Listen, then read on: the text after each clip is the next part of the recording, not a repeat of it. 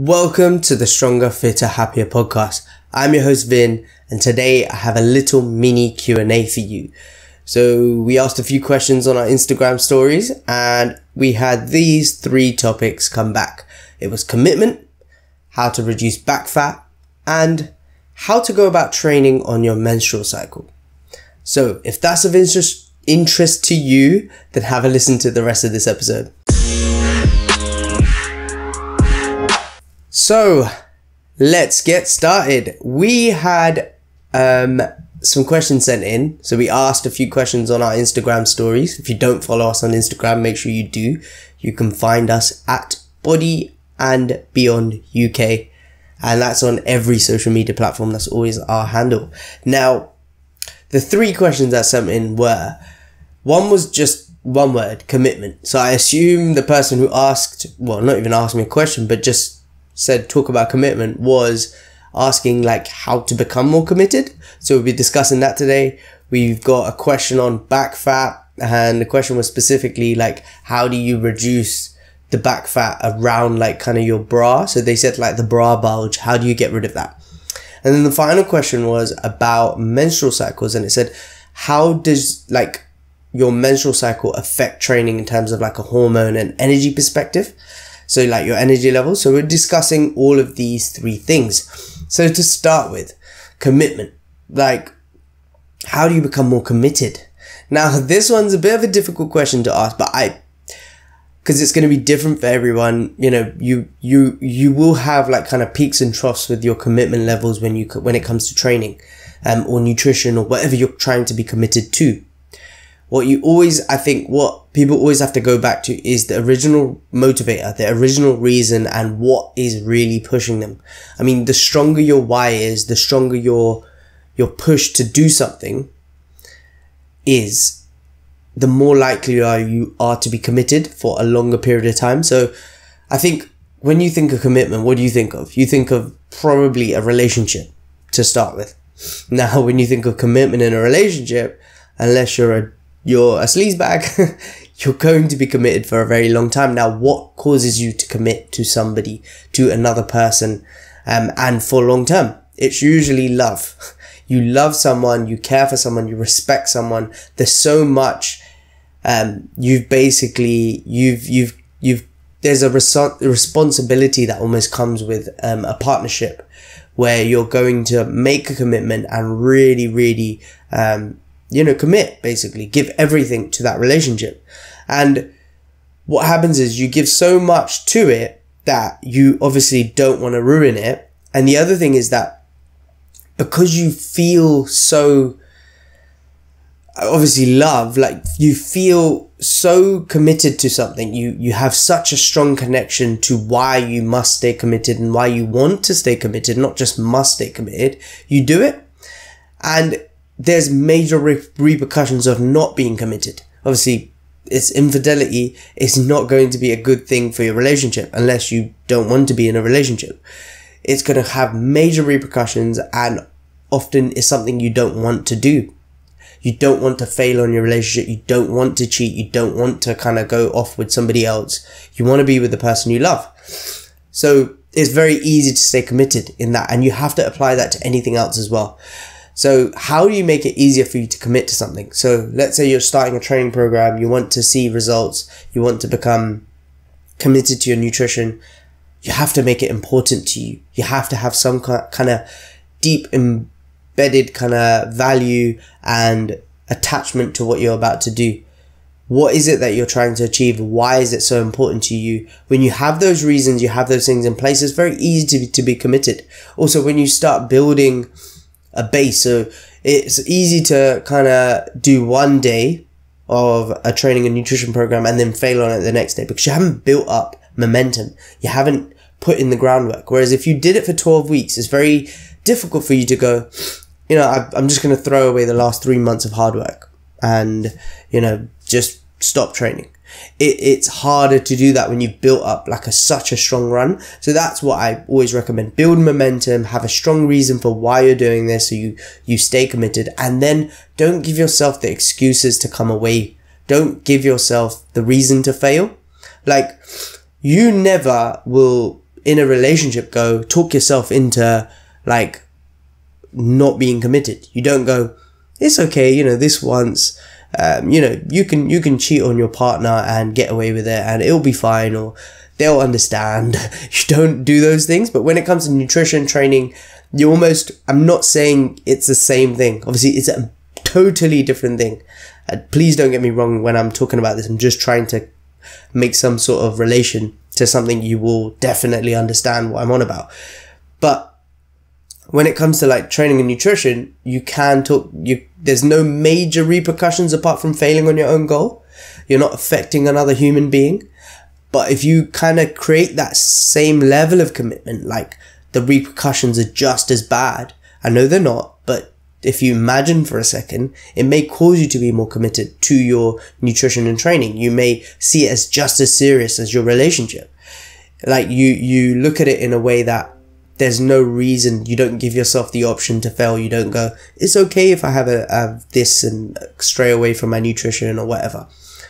Now, obviously you can be flexible with training. I'm not saying you should be that rigid because that is almost unhealthy. But if you create that same level of discipline, and you don't allow yourself excuses and the option to fail, it allows you to be more committed. So hopefully that helps if that was the question you had. And let's move on to the next one. So the next one was back fat. How do you get rid of back fat and like a bra bulge? So for anyone, so if you're a lady and you wear a bra, what you may find is your bra digs into your skin a little bit and you create a bit of a bulge. Now, unless you are completely like almost 0% body fat and you have the tightest skin in the world, you're always going to have some sort of bulge because you've got something digging into your skin. Now, one easy way is not to wear too tight of a bra, and you probably won't notice that as much. But if you, obviously you have to buy a bra that's fitted, so you will notice some sort of bulge, and don't get too beat up. Don't beat yourself up about that. That's just normal. If you had completely tight skin, and you know, when you like hunch forward or something like that, and you sit back and you create an arch in your back and you don't get any sort of rolls, when you stand up straight or you completely go straight, you would rip apart. Your skin would just tear. So you have to have some sort of flexibility, and that's what creates bulges and rolls, and that's completely normal. As much of like the Instagram models and things like that may make the illusion of perfectly smooth skin with no bumps and no rolls, you have to remember this is every woman, every man, every adult, every child even will have rolls, and that is normal. We need to normalize these sorts of bodies because that's what everybody has. But if you do have a big excess of body fat and you do genuinely want to get rid of it, it's not just a tiny bulge that you're just obsessing over, then the only way to get rid of that is to reduce body fat. And you reduce it by doing what you normally do to lose weight. And it is consume fewer calories than you burn and continuously kind of move and exercise. Like often people get so bogged down into how to lose body fat, what are the tricks and what is the, go back to, if your dog was overweight or your pet was overweight, what would you do? You would control its nutrition a bit better. You wouldn't give it excess calories in terms of treats and things. And you'd probably take it out for a walk a bit more. And that's the same way you got to treat yourself. Is the human body works in the same way. Eat a bit less in line with your calorie goals and move a bit more, and you will start to reduce, and do it over a long period of time, and you'll start to see a reduction in body fat, and it will start to see a reduction in body fat everywhere. So the areas of your body that have more body fat will go first, and the areas that have less will go down slowly, and that will over time you will start to see a reduction in your body fat levels across your body. So I hope that helps, and I hope that makes sense. There's no way of really spot targeting. Like you can't just say, I'm happy with everywhere, but just got a little bit of body fat on my back and I want to get rid of that. Unfortunately, body fat will come off everywhere. So people often see it in their face and they're like, I don't want to look drawn in my face. I don't want to look skinny, but I want to lose some weight off other areas. Well, unfortunately, your face will just continue to get slimmer, and so will the other areas of the body. And that's how weight loss works. And it may not be the answer you're looking for, but it is the only answer you're going to get if someone is being honest with you. So, yeah. Body fat over time, getting it down will help reduce the bulges, but also remember that bulges are normal. Slight rolls, slight tucks and things like that, especially when you're wearing tight clothes, is normal. Everyone has it unless you're ripped and absolutely lean, and to be that way all the time is probably not realistic. Now, that being said, I'm not saying you can't be lean and maintain a lean body. You can, but to get really, really ripped to the point that you literally do not get any indents when you press against your skin is going to be at unhealthy levels of body fat for like photo shoots or whatever, bodybuilding shows and that sort of thing. And that is going to be unrealistic to maintain over a long period of time. So yeah, I hope that answers that question. And then the final question we had was on the menstrual cycle. Specifically, how does your menstrual cycle affect your training? From like a point of view of hormones and your energy levels. Now, you're probably not going to see like a big difference in how your menstrual cycle affects your training through the whole month. But what you will notice is right before you actually start menstruating, so your luteal phase, 5 to 8 days before you start menstruating, is when you're going to notice like big changes in like your mood, your energy levels, your motivation, your cravings, even your body temperature. So that's the big changes that you see, and that will have an impact on your training. Now, 5 to 8 days before you start, what happens is, before you start your menstrual cycle, what happens is you have a big increase of progesterone. You reach its peak level and then drastically it drops. So this causes big changes in your mood state, in like your increase in cravings, your appetite is increased. You'll notice like an increase in core temperature, reduced motivation, and you'll also notice you won't notice it, but you will be burning more calories as well. And this is directly because of your core temperature. You burn more calories. The other hormone that is reduced is estradiol as well. So that there's a big drop in estradiol production as well. Now, let's start with core temperature. Like, how does core temperature affect your training? So what you'll notice is you're increasing the core temperature. So you may feel hotter. You may feel kind of more like hot flushes, that sort of thing. Now, this doesn't actually, like, from research, you may be different as an individual, but from research, it's been shown that this doesn't have a negative impact on training. Like, you don't fatigue quicker just because you're hotter. You don't fatigue like faster, and your performance is relatively the same. That being said, there has been some research when you're in hot climates, or you're training in a hot environment or humid environment, you will notice that you fatigue faster. But in like an AC gym where it's cool and things like that, you probably won't notice much of a difference. So that's the first thing that you should be looking at. Maybe during your menstruation cycle, or just before, during the luteal phase, try not to train in hot environments, because it's not going to help you. Then moving on, is you're going to see a big change in your blood sugar and like hormone production. And this can cause a big change in your mood and your appetite. So let's start with mood. So the hormones are going to affect your mood anyway, but then the reduction in blood sugar, or like the spiking and lowering of blood sugar and like the irregularity of it, is going to cause a difference in your mood. So think to like anyone. This is men, women, children, adults, whatever, even animals. When you're hungry, or your appetite is increased and you're not providing that increased food, you tend to be more crankier. You tend to be more grumpier. So that is what's going to be like impacting your mood. So you may tend to find that you have mood swings and that sort of thing. And this is directly relating to the appetite increase. And the reason for these appetite, there's two big reasons for the appetite increases. One, because of hormone differences, and two, because you actually are burning more calories. Because of your increased core body temperature, you burn the 5 to 8 days before you start menstruating, you burn about, I think it was like 90 to 280 more calories depending on your weight and your metabolism. More calories than you would burn on a normal day. So if you think, like, let's say you're on a fat loss period and you're already in a calorie deficit, then you've started your latent phase, luteal phase, and you start to burn even more calories and you get into a bigger deficit. Big calorie deficits have an effect on your mood and your training performance.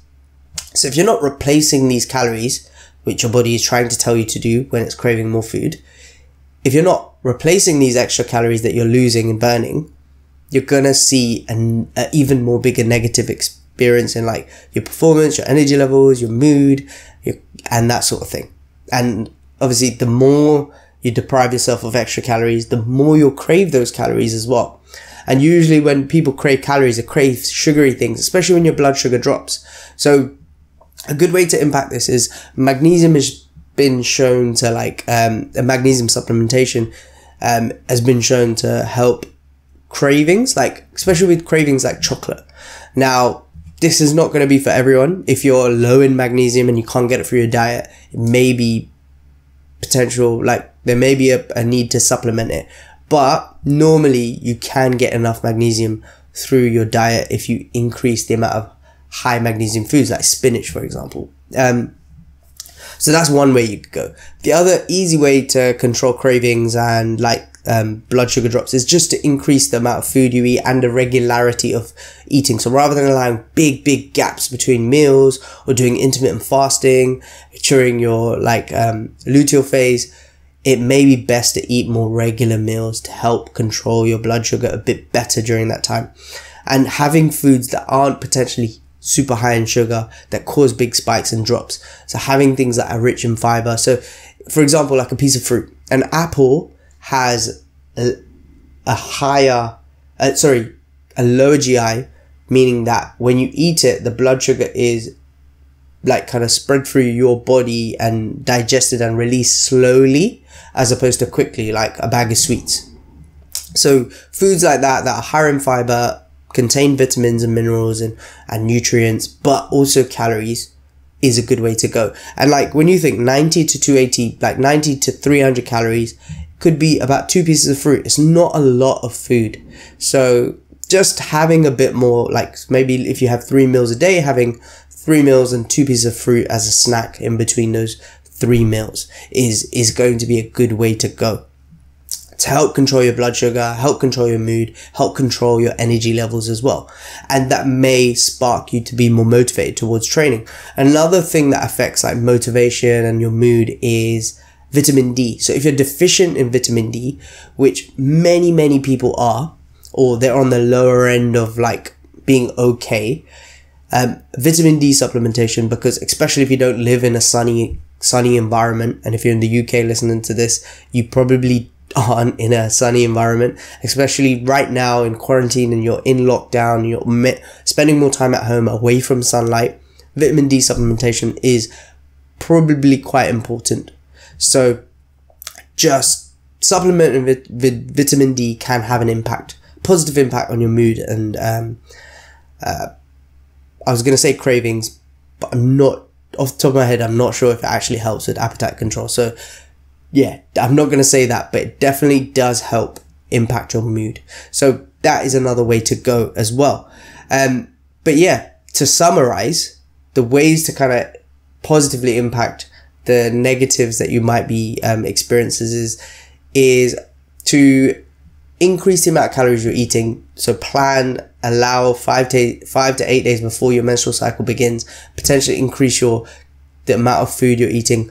Maybe don't try to lose weight during this period, just to help with the cravings and that sort of thing. Just bring your calories up to maintenance, and that may help your training performance and your motivation to train as well. And also just factor in that you're going to feel a bit more shittier, or potentially like not be as motivated to train. So reducing your training a little bit, not being too hard on yourself. Now, when you're menstruating, you may not notice like a big difference apart from the physical aspects of actually menstruating. So if you're someone who has like heavy periods, or you're someone who training doesn't agree with, like, you don't want to be doing things like squats and stuff, then adjusting your training to make it more suitable for you is probably the best way to go. But aside from that, it's going to be like kind of during the luteal phase, 5 to 8 days before you actually start menstruating, that you should make the adjustments. So I hope that went into detail. If it's not enough detail for you and it's not enough kind of information, a good source of information is the Girls Gone Strong website. So they provide immense, detailed, great source of information for all things women and training and nutrition, from like post pregnancy, like prenatal, all these sorts of things that affect mainly women rather than men, and menopause, all these sorts of things. And they cover lots of topics and blogs on there and that's always my go-to information for anything that's related to like female members of ours that I may not be clued up on or I don't experience myself. So yeah, check them out as well. If there are any questions for future episodes just like this, then hit me up. Send in your questions to podcast@bodybeyond.co.uk and we'll be happy to get them answered for you. Otherwise, if you're watching this on like YouTube or Facebook or Instagram, leave something in the comments and we will get back to you. If you have any questions for anything that I've spoken about today, again, do the same thing and I will be happy to help you out. Otherwise, I will catch you on the next episode. I hope you enjoyed today's and you found it useful. Take care. Over and out. See you later.